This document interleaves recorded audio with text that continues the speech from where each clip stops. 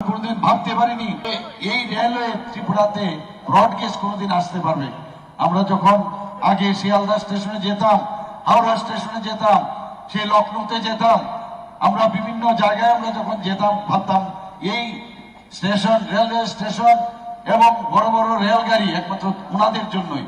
কিন্তু আজকে প্রধানমন্ত্রীর মার্গদর্শনে জিন্দাবাদ জিন্দাবাদ করতে হয়নি, উনি দিয়ে দিয়েছেন ব্রডগেজ। সেই ধর্মনগর থেকে এখন আগরতলা হয়ে চলে গেছে সাবরুমে। শুধু তাই নয়, এখান থেকে আমরা কোনোদিন ভাবিনি যে আগরতলা ত্রিপুরার থেকে কোনোদিন আমাদের রাজধানী এক্সপ্রেস যাবে, কাঞ্চনজঙ্ঘা যাবে, প্রায় 11টা এক্সপ্রেস ট্রেন যাচ্ছে।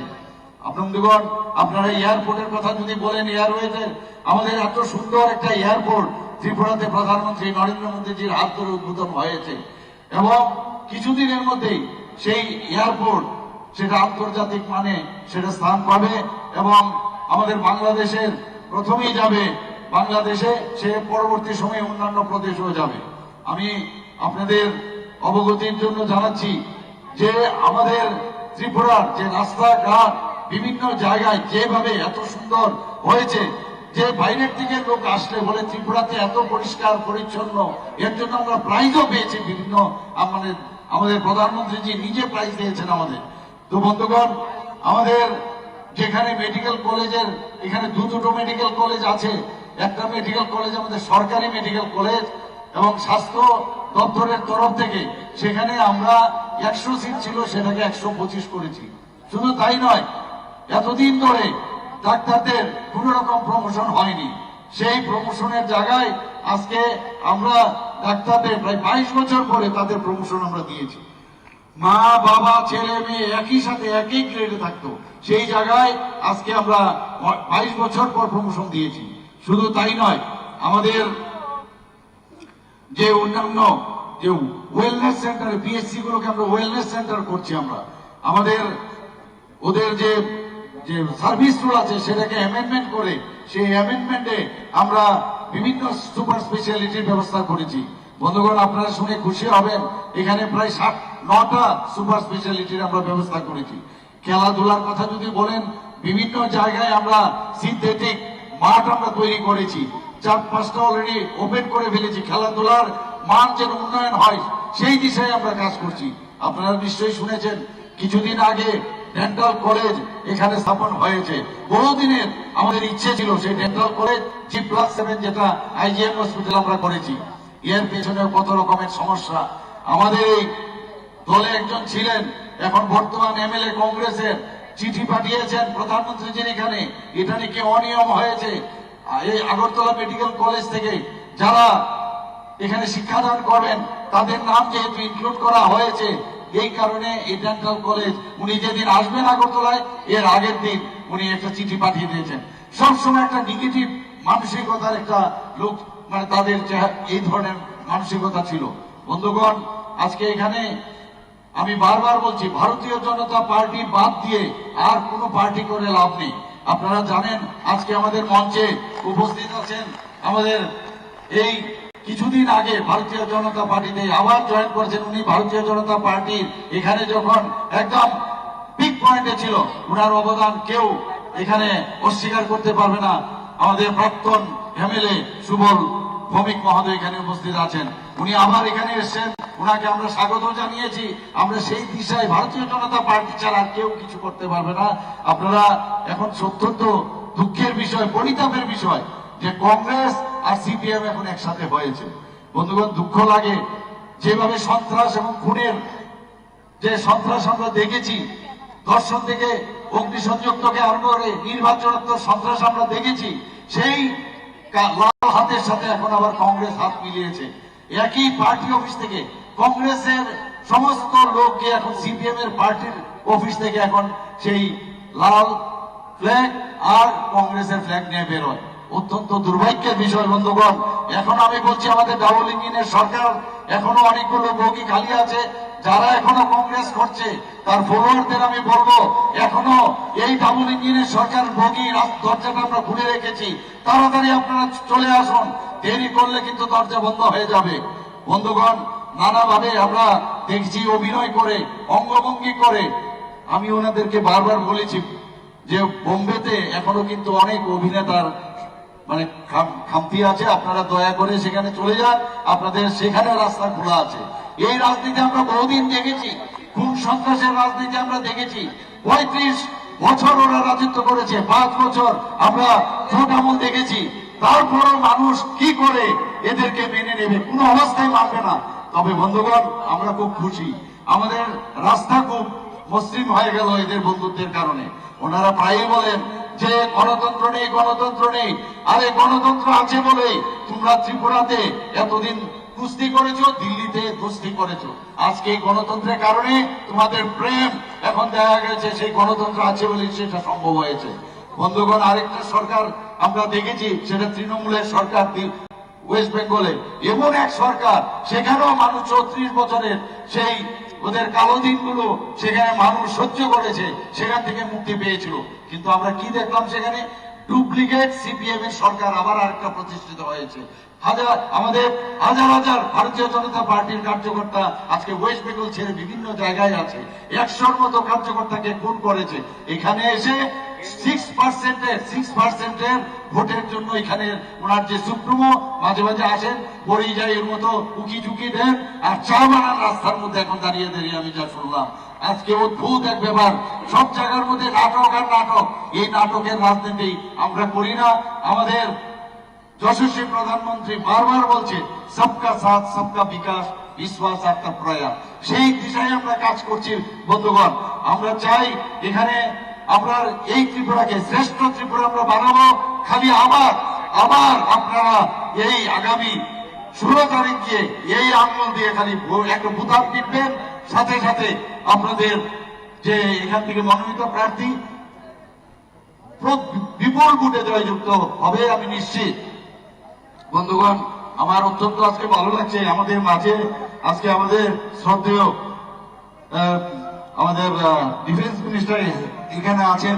উনি আপনাদের সামনে সবকিছু বলবেন। তবে একটাই আবেদন আপনাদের কাছে থাকবে যে আগামী দিন এই ধরনের নাট্যকারদের আর রাস্তা দেবেন না।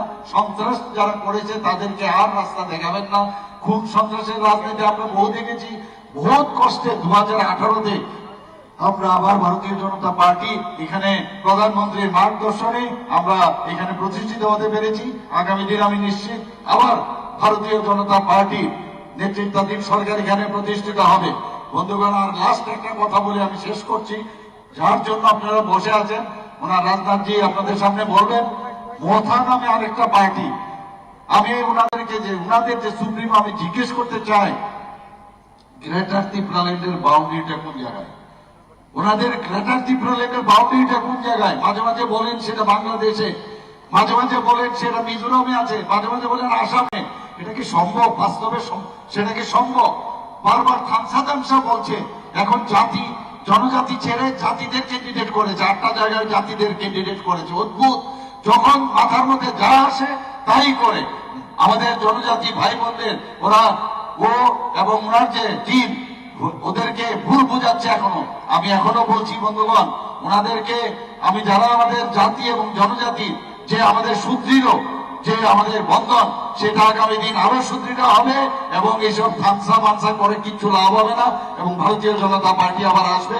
আপনি এখানে আমার বক্তব্য শোনার জন্য আমি আপনাদেরকে সবাইকে আমি ধন্যবাদ অভিনন্দন জানিয়ে আমি আমার বক্তব্য শেষ করছি। নমস্কার, বন্দে মাতরম, ভারত মাতা কি জয়। অনেক ধন্যবাদ ত্রিপুরার মাননীয় মুখ্যমন্ত্রী প্রফেসর ডক্টর মানিক সাহা মহোদয়কে ওনার মূল্যবান বক্তব্য রাখবার জন্য। এবার তার বক্তব্য শুনবার জন্য আপনারা অপেক্ষা করছেন আমাদের আজকের অনুষ্ঠানের প্রধান অতিথি, ভারতের কেন্দ্রীয় প্রতিরক্ষা মন্ত্রী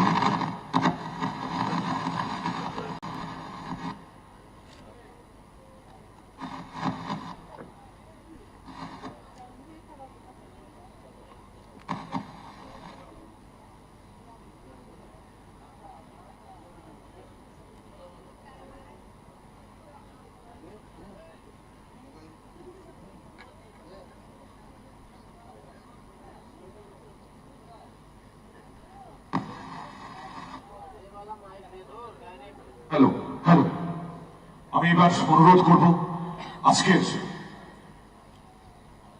এই জনসভার প্রধান অতিথি honourable defence minister of India শ্রদ্ধেয় শ্রী রাজনাথ সিং জি মহোদয়কে ওনার মূল্যবান বক্তব্য রাখবার জন্য আপনারা যার জন্য অপেক্ষা করছেন এতক্ষণ, শ্রী রাজনাথ সিং জি মহোদয়, আপনারা সবাই জোরে করতালির মধ্য দিয়ে ওনাকে স্বাগত জানাবেন।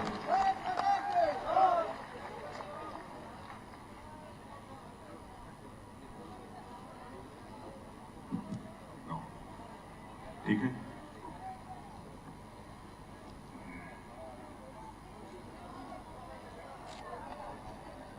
इधर के लोग दिखाई नहीं दे रहे, मैं उसी से बोलता हूं।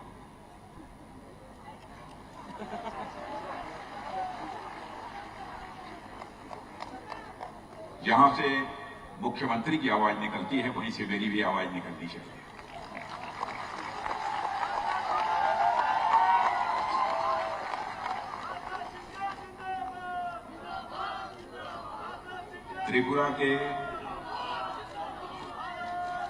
त्रिपुरा के कर्मठ मुख्यमंत्री, त्रिपुरा के कर्मठ मुख्यमंत्री, त्रिपुरा के ईमानदार मुख्यमंत्री,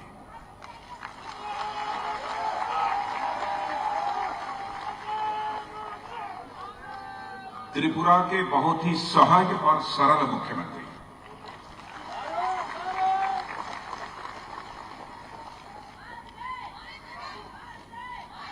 त्रिपुरा के विकास के लिए अपना पूरा जीवन समर्पित करने का संकल्प लेने वाले मुख्यमंत्री,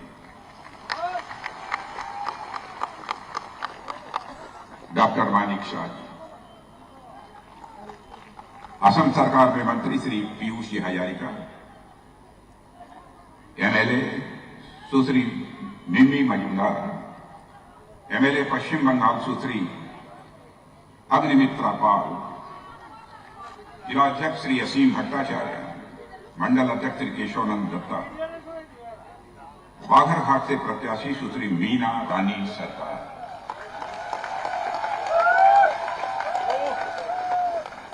और सभा में मौजूद मेरे सभी सम्मानित बहनों एवं भाइयों,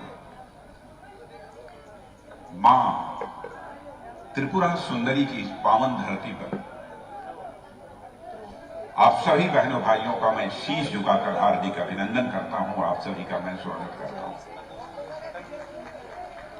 आप सभी को नमस्कार, खलुंखा।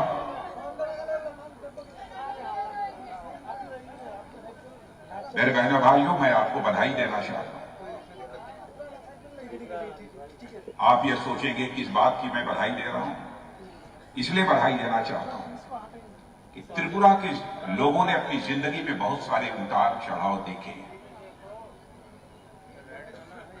लेकिन त्रिपुरा के लोगों ने इस देश की मिट्टी से अपने रिश्ते को कभी टूटने नहीं दिया है। इसके लिए मैं त्रिपुरा की जनता को अपनी तरफ से बधाई देना चाहता हूं। मैं लगभग 20 वर्षों से त्रिपुरा लगातार आता रहा हूं। 3 बार भारतीय जनता पार्टी के राष्ट्रीय अध्यक्ष की जिम्मेदारी भी हमने संभाली है। गृह मंत्री के रूप में भी केंद्र सरकार में काम कर चुका हूं। इसलिए नॉर्थ ईस्ट के सभी राज्यों की राजनीतिक और सामाजिक स्थिति से अच्छी तरह परिचित हूं। मैं त्रिपुरा के लोगों के बारे में कह सकता हूं, कितनी मुसीबतें आपने झेली हैं। अलगाववाद, उग्रवाद, आतंकवाद, आए दिन लोगों की जानें चली जाती थी। व्यक्ति अपने को सुरक्षित नहीं महसूस करता था। इस त्रिपुरा में बहनों भाइयों, वह दिन भी हमने देखा है। 2018 का जब चुनाव हो रहा था, उस चुनाव के दौरान भी यहां की सार्वजनिक सभाओं को संबोधित करने के लिए मैं आया हुआ था और मेरा रोड शो भी यहां पर हुआ था। रोड शो में जनता का जो रिस्पांस हमको मिला था बहनों भाइयों, मैंने उसी दिन कह दिया था 2018 में कि त्रिपुरा में भारतीय जनता पार्टी की क्लियर मेजॉरिटी से सरकार बनने से दुनिया की कोई ताकत रोक नहीं सकती। और आप लोगों ने भारतीय जनता पार्टी की सरकार बनाई। और इस बार जो मैं यहां पर भीड़ अपने आंखों के सामने देख रहा हूं, मैं इस नतीजे पर पहुंचा हूं कि आप फिर से दोबारा डॉक्टर मानिक साहा के नेतृत्व में सरकार बनाने के लिए ही इकट्ठे नहीं हुए हैं, बल्कि भारतीय जनता पार्टी ने जो यहां पर गुड गवर्नेंस, जो सुराज दिया है, उस सुराज को और अधिक ताकत देने के लिए फिर से भारतीय जनता पार्टी की सरकार बनाने के लिए आप सब इकट्ठे हुए। क्या क्या नहीं हुआ? त्रिपुरा में आवश्यक बुनियादी सुविधाएं लोगों को उपलब्ध नहीं थी, और इस बार मैं त्रिपुरा में आया हूं, मैं सड़क से निकल गुजर रहा था, मेरे साथ डॉक्टर मानिक साहा जी मौजूद थे। इसके पहले एक सभा को और संबोधित कर चुका हूं जब आ रहा था, तब पूर्व मुख्यमंत्री विप्लव जी भी हमारे साथ थे। मैंने कहा कि मानिक साहा जी, त्रिपुरा पहले की अपेक्षा हमको बदला बदला से लगा। बहनों भाइयों, पहले का भी ये अगरतला हमने देखा था, अगरतला में गंदगी थी, सड़कें अच्छी नहीं। अगरतला के कुछ मोहल्लों में भी मैं गया था, लोग कहते थे साहब हमारे यहां कभी बिजली आती है, कब चली जाएगी कुछ कहा नहीं जा सकता। बिजली यहां की हम लोगों के साथ आंख मिचौनी करती है, यह हालात है। लेकिन आज मैं अगरतला की सड़कों को देख रहा था बहनों भाइयों, और जिस प्रकार की सफाई की व्यवस्था हमने अगरतला में देखी, इसकी मैंने कभी कल्पना नहीं की थी। इसके लिए मैं डॉक्टर मानिक साहा को अपनी और उनकी पूरी सरकार को अपनी तरफ से हार्दिक बधाई देना चाहता हूं। इसके पहले भी जिस सार्वजनिक सभा को मैं संबोधित करने गया था, वहां को भी मैंने देखा। मैं विप्लव जी से कहा था, विप्लव जी, इन 5 वर्षों में आप लोगों की सरकार ने तो करिश्माई काम कर दिया है। जनता के साथ में सीधी बातचीत कर रहा था, जनता जवाब दे रही थी। पहले भाइयों, अब तो अलगाववाद, उग्रवाद, आतंकवाद का सिलसिला त्रिपुरा से ही नहीं बल्कि पूरे भारत से समाप्त हो चुका है। कोई मां का लाल यदि उग्रवादी आतंकवादी वारदात करने के लिए सिर उठाने की कोशिश करेगा तो उसका क्या हश्र होगा, यह बताने की जरूरत नहीं है, उसको अच्छी तरह मालूम है।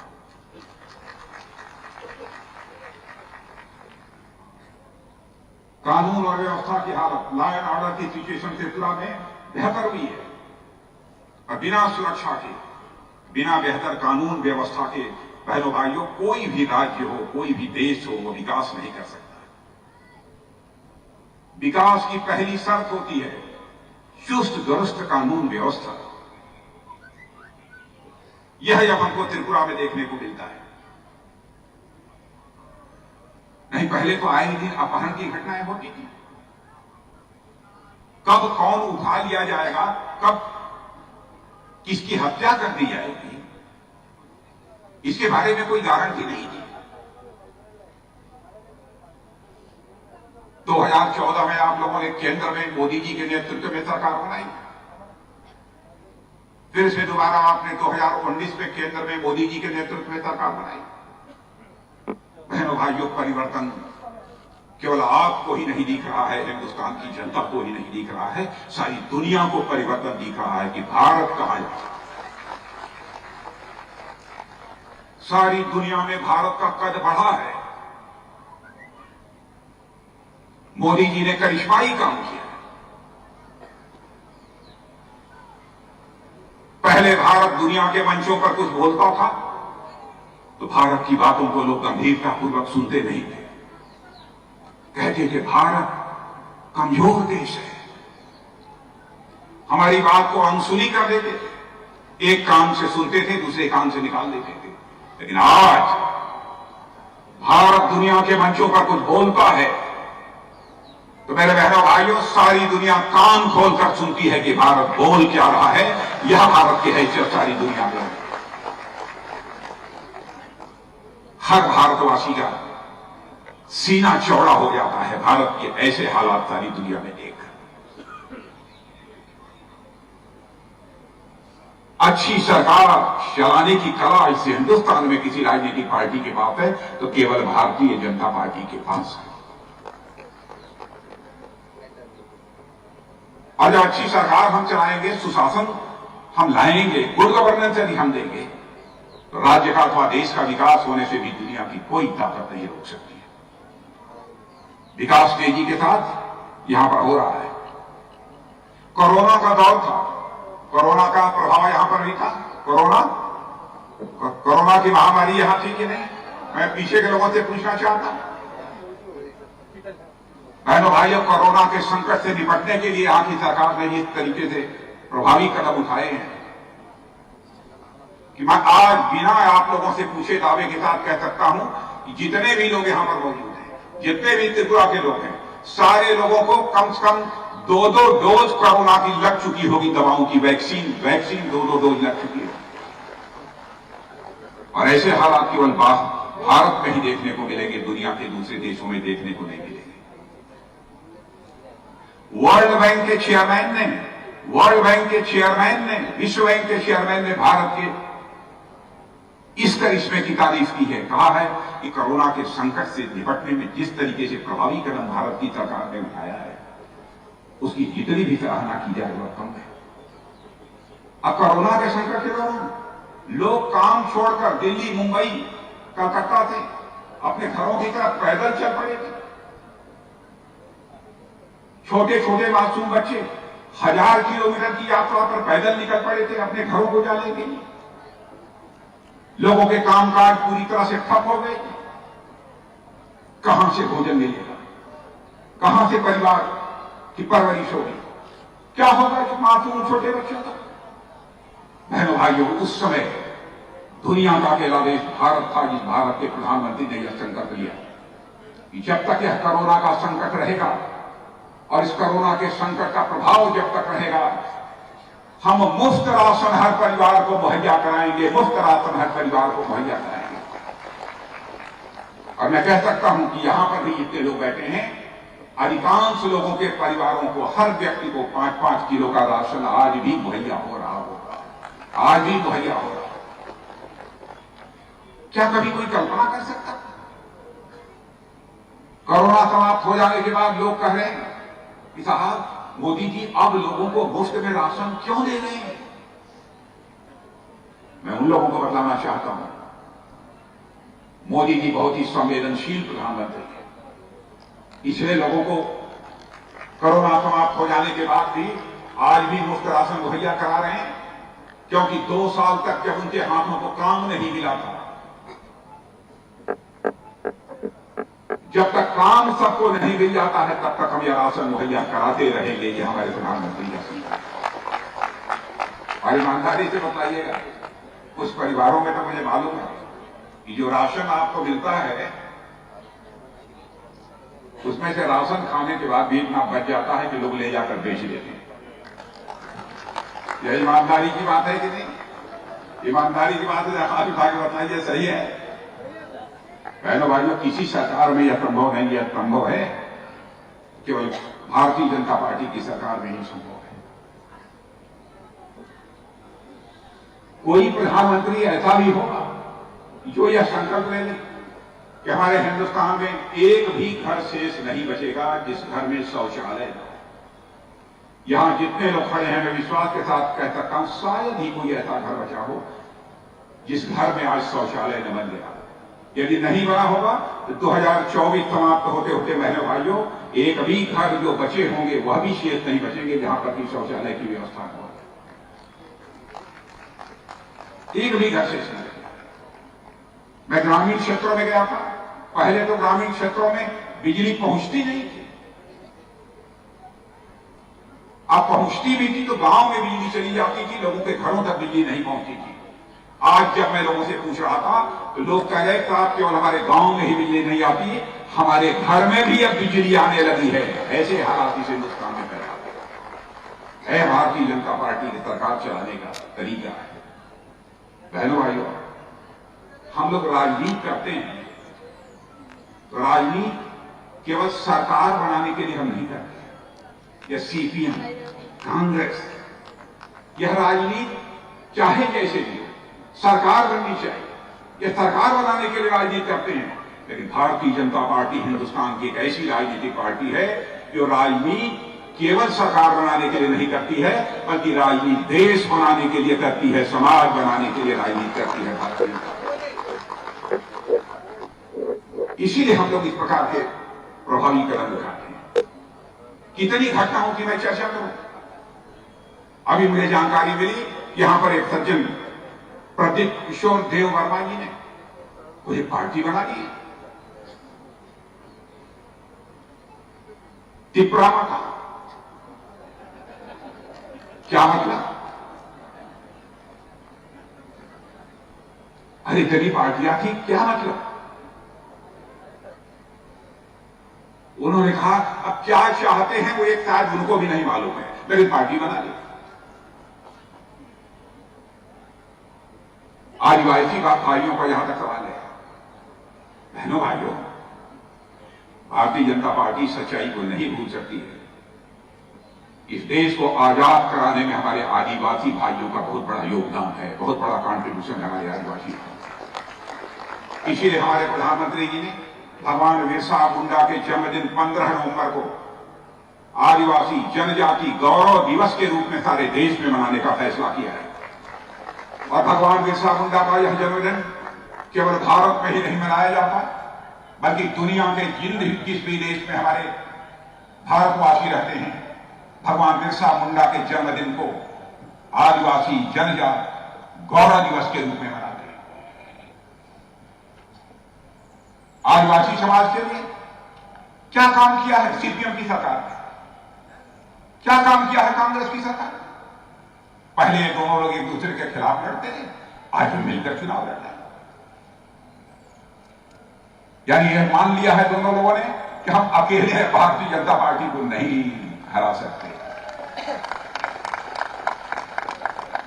अरे भाई, कांग्रेस भी जीरो अपने को मानती है, सीपीएम भी अपने को जीरो मानती है, तो जीरो और जीरो मिलकर कितना होगा? जीरो। ऐसी पार्टियां 2 नहीं 4 मिलकर यदि सरकार बनाने की कोशिश करें, तब भी परिणाम जीरो होने वाला है। और इस बार तो जैसा माहौल हमको देखने को मिल रहा है, इस पब्लिक मीटिंग में भी जैसा माहौल हमको देखने को मिल रहा है, बहनों भाइयों, मुझे तो लगता है इस बार 60 में कहीं आप लोग 50 से अधिक सीटें भारतीय जनता पार्टी को देने जा रहे हैं।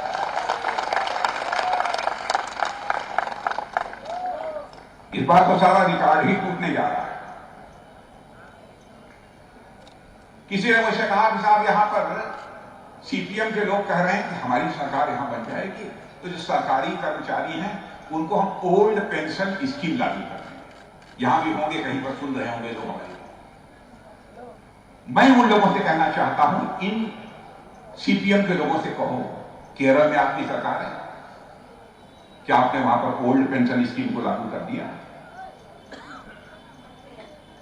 ऐ मेरे सीपीएम के नेताओं, सीपीएम के दोस्तों, कांग्रेस के दोस्तों, मैं कहना चाहता हूं, राजनीति जनता के आंखों में धूल झोंक कर राजनीति नहीं की जानी चाहिए, बल्कि हिम्मत है तो जनता की आंखों में आंख डालकर राजनीति की जानी चाहिए।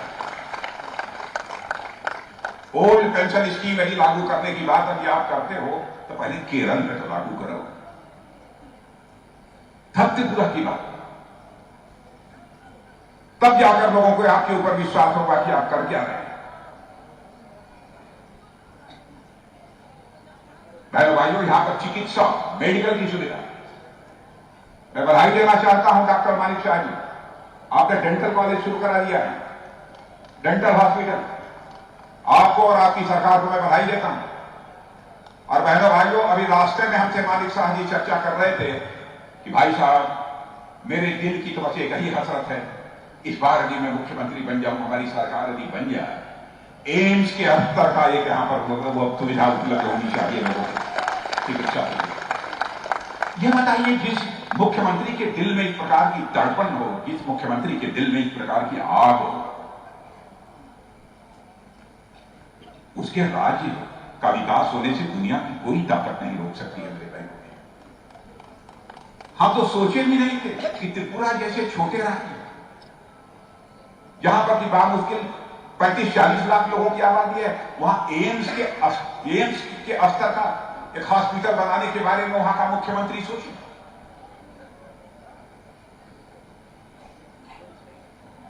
जिस मुख्यमंत्री के दिल में आग होगी, बहनों भाइयों, वही जनता की सेवा कर सकता है। जिस मुख्यमंत्री के दिल में तड़पन होगी, लोगों की तकलीफों का, लोगों की कठिनाइयों का दर्द होगा, वही ऐसी बातें सोच सकता है। मैं समझता हूं कि और इस प्रकार की कोई बातें कोई नहीं सोच सकता है। बहनों भाइयों, हमारी केंद्र सरकार का जहां तक सवाल है, बहुत सारी सुविधाएं दी है और हमारी त्रिपुरा के लोगों को भी इस समय मिल पा रही हैं। यह बात मैं दावे के साथ मैं कह सकता हूं।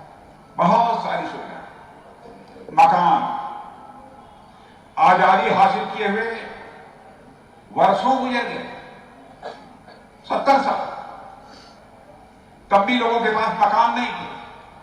त्रिपुरा के गांव में मैं गया हूं। त्रिपुरा के गांव में मैंने लोगों को झोपड़ी लगाकर, एक झोपड़ी में 4-4, 5-5 परिवारों को रहते हुए मैंने देखा है। त्रिपुरा में वह दृश्य भी मैंने देखा है कि आधे समय परिवार के कुछ सदस्य घर में सोते थे, फिर वह जग जाते थे, तो आधे समय शेष बचे परिवार के सदस्य उस घर में सोते थे। हमारे संवेदनशील प्रधानमंत्री ने फैसला किया, चाहे जो भी हो जाए, हम ऐसे हालात पैदा करेंगे कि हिंदुस्तान में एक भी परिवार शेष नहीं बचेगा जिस परिवार को अपना सिर ढकने के लिए पक्का छत्र मुहैया हो जाए। और आज मैं त्रिपुरा में भी कहकर जा रहा हूं, जरूरत होगी फिर आऊंगा, कि मेरे बहन भाइयों, जिन परिवारों को पक्का छत नहीं मिला होगा, उनको पक्का छत यानी पक्का मकान मिलकर रहेगा, कोई रोक नहीं। मैं कितनी सुविधाओं की चर्चा करूं, बहुत सारी सुविधाएं अपनी गवर्नमेंट ने मुहैया कराई। कनेक्टिविटी का तो इतना अभाव था।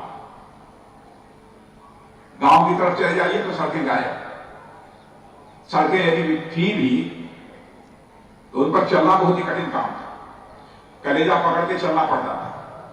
इतने गड्ढे थे, पता ही नहीं चलता था कि सड़क में गड्ढे हैं कि गड्ढे में सड़क है। हालत यह हो गए, इस बार अच्छी सड़कों का निर्माण हुआ है। मैंने यही कहा कि सचमुच त्रिपुरा को ही नहीं, सारे हिंदुस्तान को हमारे प्रधानमंत्री ने एक हीरा दे दिया। हीरा, आप ये कहेंगे हीरा क्या होता है? HIRA,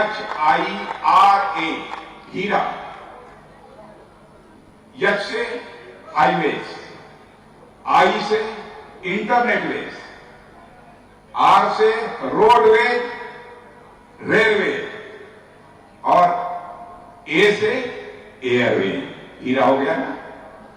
यह हीरा त्रिपुरा को देने का काम हमारी सरकार ने किया।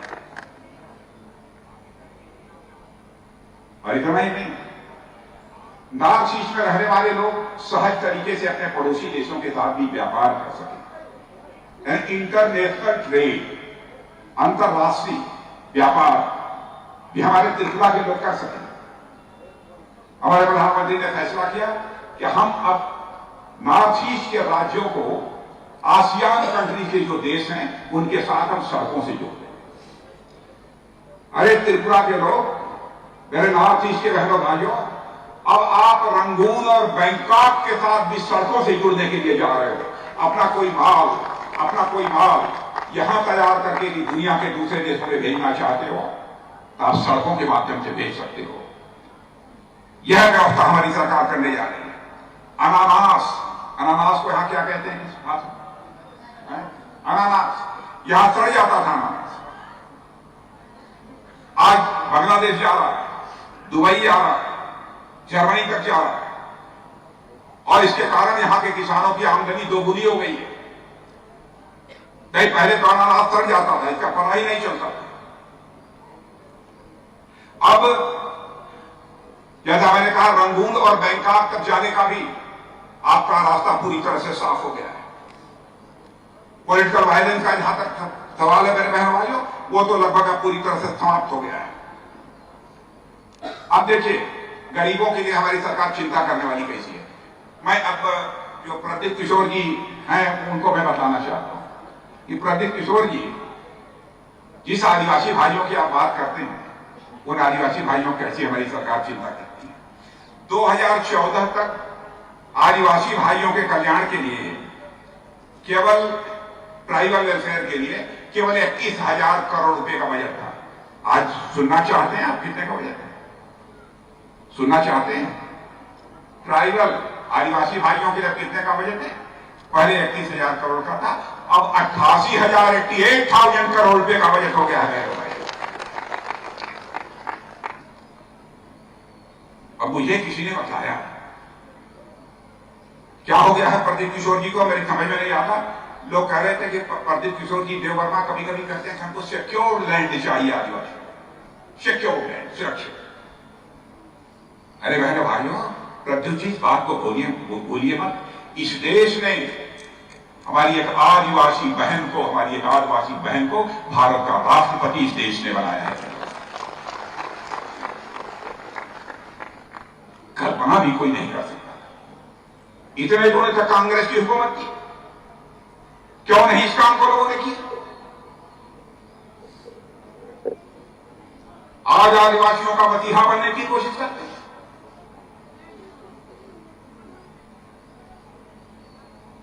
जब वो चुनाव में खड़ी थी, सारा देश उनको समर्थन दे रहा था राष्ट्रपति पद के लिए। ये कांग्रेस और सीपीएम के लोग विरोध कर रहे हैं। ये लोग आदिवासी कल्याण की बात करते हैं। बहनों भाइयों, राष्ट्रपति होता है, उसकी कोई जाति नहीं होती, उसका कोई पंथ नहीं होता, उसका कोई मजहब नहीं होता, राष्ट्र धर्म का पालन करता है।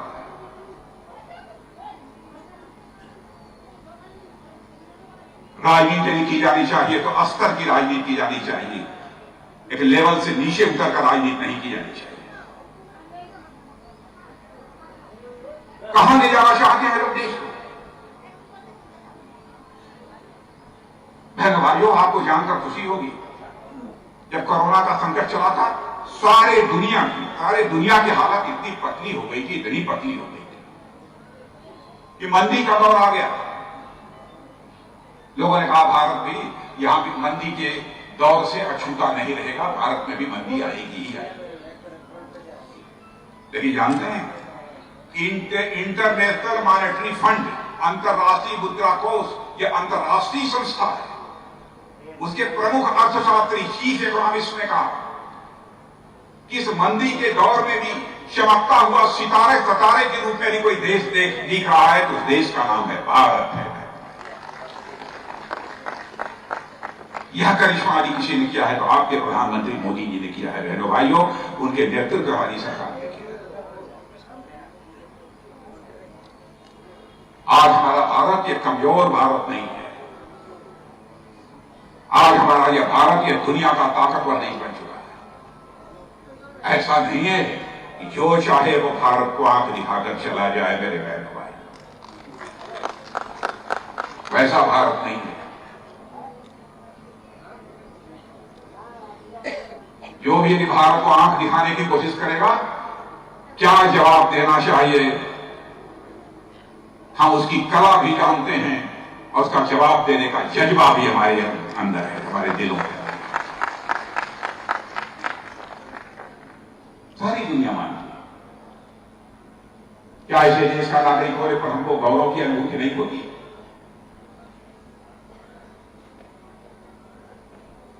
पहले क्या हालत थी? अजीबोगरीब हालत भारत की हो गई। छोटी छोटी चीजों की चिंता हमारी सरकार ने की है।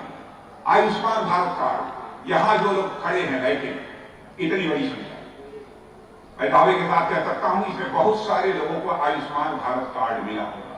ईमानदारी से जिनको आयुष्मान भारत कार्ड मिला होगा तो हाथ उठा दीजिएगा। मेरे मीडिया के मित्रों, देख लो आप क्या कभी आपने कल्पना किया था इस देश में कोई ऐसी सरकार आएगी कि एक कार्ड दे देगी और कहेगी कि एक कार्ड दे दिया, तुम्हारी यदि तबीयत खराब हो जाए तो 5 लाख रुपए का तुम्हारा मुफ्त में इलाज किया जाएगा। यह व्यवस्था किसी ने की है तो जो हमारी सरकार की। अब हिम्मत है चुनाव में किसी कि कोई राजनीतिक पार्टी हिंसा करने की कोई जरूरत है?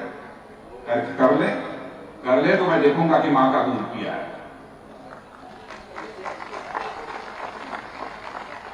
बहन भाइयों, हिंसा का कोई स्थान नहीं है, हिंसा का कोई स्थान नहीं है। इसलिए मैं कह रहा दोबारा, यदि यहां पर गुड गवर्नेंस को ताकत देना चाहते हैं, स्वराज को और अधिक मजबूत करना चाहते हैं, तो भारतीय जनता पार्टी को मेरे बहनों भाइयों एक बार बम्पर सीटों पर विजय दिलाइए, यही अपील करने के लिए। क्या मैं यहां मानकर जाऊं यहां से कि 60 सीटों में 50 से अधिक सीटों पर भारतीय जनता पार्टी को विजय प्राप्त होगी? मान लें, जितने लोग यह मानने को तैयार हैं, जरा हाथ उठाकर तालियां बजा दीजिए तो मैं मान लूं। यह दृश्य देखिए, यह दृश्य देखिए।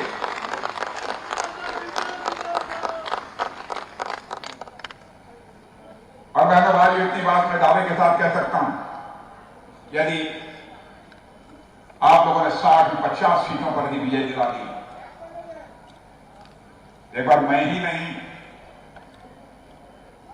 हो सकता है प्रधानमंत्री जी पुनः त्रिपुरा के अगरतला में आकर त्रिपुरा की जनता के प्रति आभार व्यक्त करने के लिए आप सबके बीच में।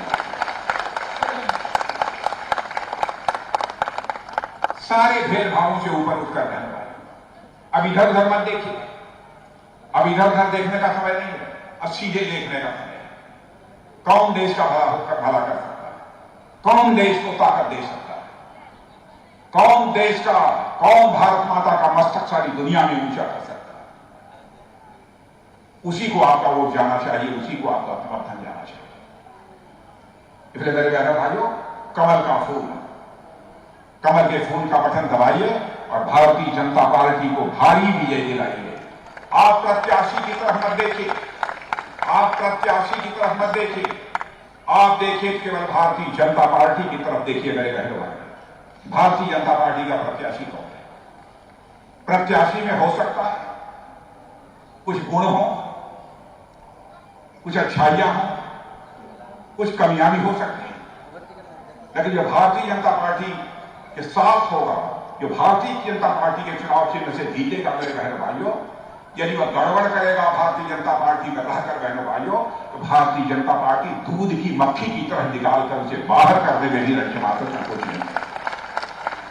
इसलिए मैं कह रहा हूं, प्रत्याशी मत देखिए, केवल देखिए कमल का फूल कहां है। और आप जानते हैं, लक्ष्मी जी भी यदि कहीं विराजती हैं तो कमल के फूल पर ही विराजती है। लक्ष्मी जी घर में भी आती हैं तो कमल के फूल पर ही बैठकर। लक्ष्मी जी पंजा पर बैठकर घर में नहीं आती है। लक्ष्मी जी तीर कमान लेकर घर में नहीं आती। लक्ष्मी जी आती हैं तो कमल के फूल पर ही बैठकर। भारतीय जनता पार्टी को विजय दिलाइए, यही अपील करते हुए और एक बार पुनः आप सभी का अभिनंदन और स्वागत करते हुए अपना निवेदन समाप्त करता हूं। बोलिए एक स्वर से, भारत माता की, भारत माता की, भारत माता की। बहुत बहुत धन्यवाद। समस्त बातारघाटবাসীর পক্ষ থেকে শ্রদ্ধেয় শ্রী